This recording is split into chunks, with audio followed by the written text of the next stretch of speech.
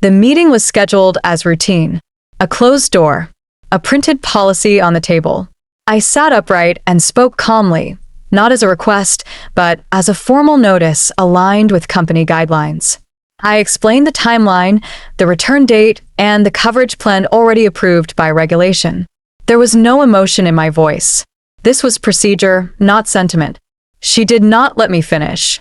She leaned back, smiled, and glanced toward the glass wall where two managers pretended not to listen. Then she spoke slowly, clearly, with deliberate confidence. She said this was not a daycare. The words landed heavy. The room went silent. Pens stopped moving. No one corrected her. No one intervened. I stayed still. I did not defend myself. I did not raise my tone. I did not remind her of the law. I watched her posture instead. Relaxed. Certain. Untouchable. That certainty told me everything I needed to know. What she did not realize was that the meeting was documented. The attendees were logged. The date and language were exact. Policy sat open between us like an unused shield. She had crossed from opinion into violation without noticing the line. In that moment, the conversation ended for me. Not because I felt small, but because I felt clear. This was no longer about maternity leave or accommodation. It was about authority misused and a belief that some people never face consequence. She believed that. I did not. I understood then that silence would be stronger than protest, and patience would expose what arrogance always hides when power forgets its limits over time eventually. I had spent years in environments where every sentence mattered. Compliance was not a title for me. It was a language I had learned through long audits, late nights with policy manuals, and interviews where regulators expected precision without hesitation. I had worked through investigations that could end careers if a single detail was mishandled. Nothing about my background was casual. It was built on structure and discipline. She saw an employee asking for maternity leave. She did not see the experience behind the request. She had no idea that I had reviewed cases where employers lost everything because of a remark spoken in the wrong moment. I had watched managers sit in silence after realizing their confidence had been recorded in the very documents they ignored. Years in compliance teach a person to observe first, act later, and never mistake noise for control. People over 50 understand something essential. Age teaches that conversations are never just conversations in professional spaces. Words create liability. Tone creates exposure. Attitude creates a trail even when no one intends it. I did not need anger in that moment. I needed accuracy. So while she laughed with the ease of someone who believed authority protected her, I listened the way an investigator listens. I marked the shift in the room, the silence from the observers, the careless certainty in her voice. She believed she was setting boundaries. I knew she was creating a record. She thought she was speaking casually. I heard a future exhibit number. After that meeting, her confidence grew. She spoke freely in hallways, as if the first remark had opened a door she no longer intended to close. At morning check-ins, she joked about people who needed too much accommodation. During team updates, she made light comments about personal priorities interfering with professional goals. Each remark seemed harmless to her. To me, each one gained weight. Emails followed with wording that felt sharp even when phrased as reminders. She copied unnecessary recipients, creating an appearance that performance concerns were emerging. In group conversations, she used humor to disguise criticism. Jokes about flexibility. Jokes about dedication. Jokes about who carries the real workload. The tone was always playful. The impact was always pointed. I did not respond. I did not correct her.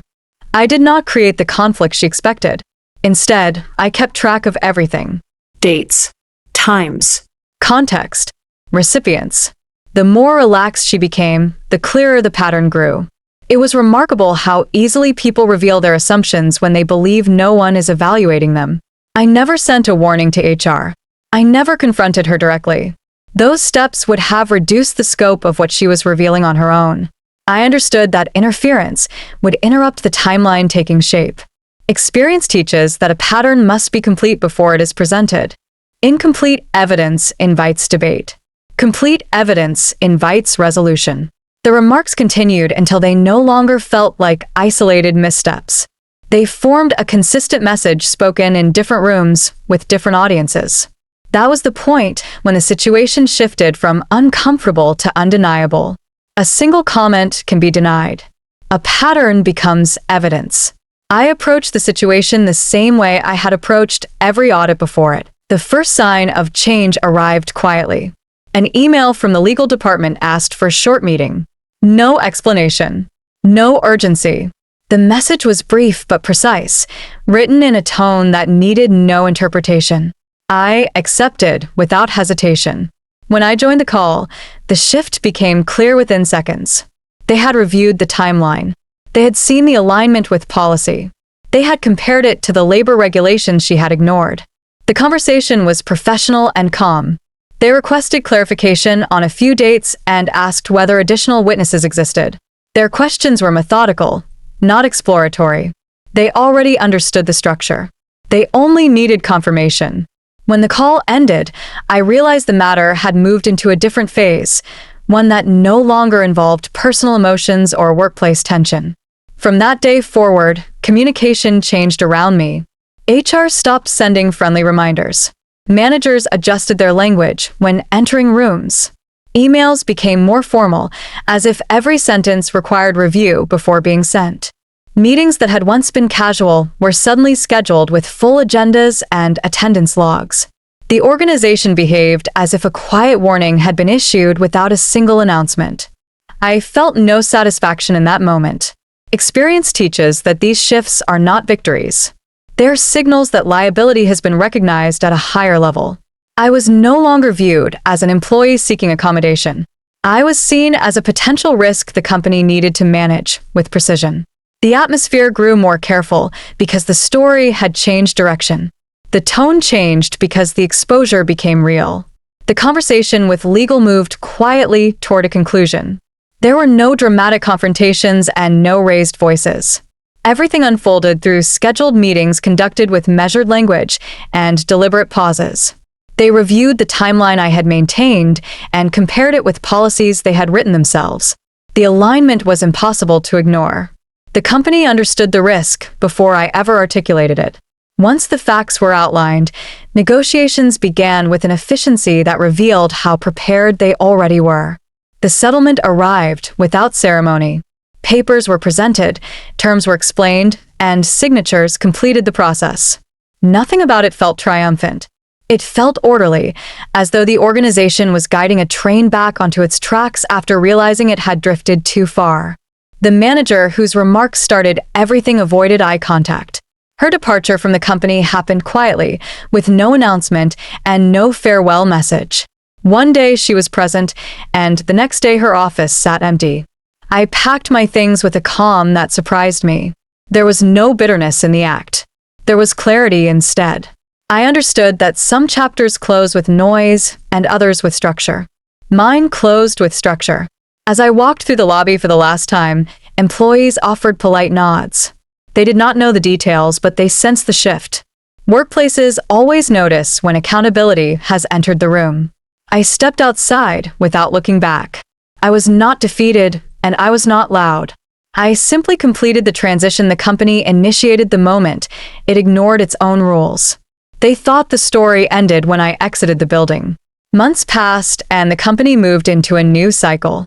Leadership changed after a review commissioned by the board. The external audit uncovered significant compliance failures that had been overlooked for years. Policies were outdated and reporting chains were inconsistent. Departments operated with assumptions rather than procedures. The organization needed credibility to restore trust, and credibility cannot be improvised through new titles or revised manuals. It must be built by someone who understands the consequences of neglecting structure. The call arrived early one morning. It came from an unfamiliar number, and a measured voice introduced herself as the new head of operations. She explained that the company required guidance from someone with experience in risk management and regulatory alignment. She cited gaps that mirrored the very issues I had raised during my tenure. She did not use dramatic language. She used practical language, shaped by necessity.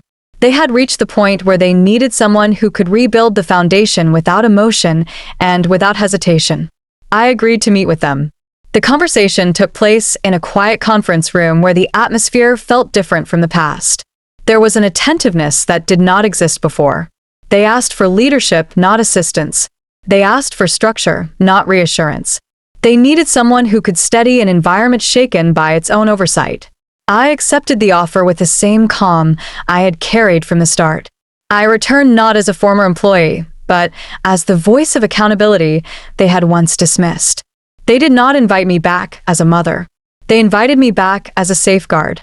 If you have spent decades in the workplace, you already know that experience shapes a different kind of strength.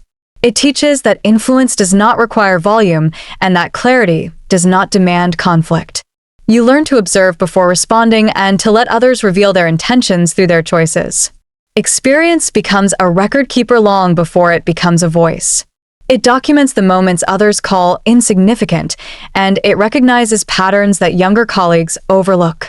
Years in professional environments train you to distinguish noise from consequence. You understand that silence is not weakness. Silence is a form of preparation. It allows structure to take shape while arrogance exposes itself without guidance. People who rely on authority often underestimate those who rely on understanding. They forget that stability is created by individuals who know how to navigate change without losing direction.